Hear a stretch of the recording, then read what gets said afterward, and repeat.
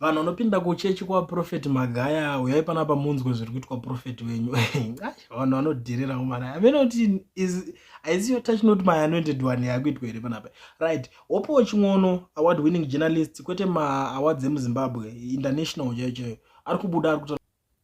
I have to hand it to the fake Zimbabwean prophet Walter Magaya. He has no ordinary level qualification, yet he makes doctors, ministers, ambassadors, and PhDs kneel down before him to receive his lies carved as prophecy. I know 2 African ambassadors who used to go to him. One even called him my father and would kneel on the floor.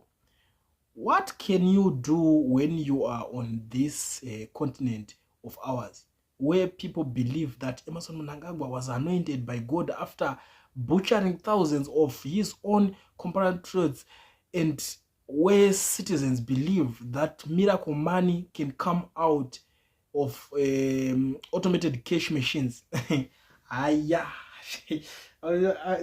Violence ana hope vari kutanga violence activated yacho ndozvinhu zvaari kuita panapa. Hama dzadiwa, inini hangu handina chekuwedzera panyaya iyoyo. Imi munozvionawo sei zvito vanhu hope wachingone zvokuti murume uyo ari kunzi hana kana olevhasi ari kubhazisa vanhu, madhokta, machichi, vane maPhD, hanzi nemamwe maAfrican ministers vaitobhilivha kuti zvoni vaitosvika pakutomudedza kuti baba vangu papa.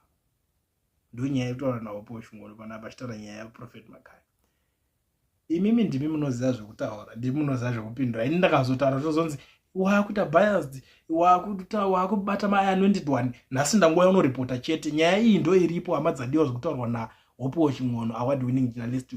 Munoionawo sei?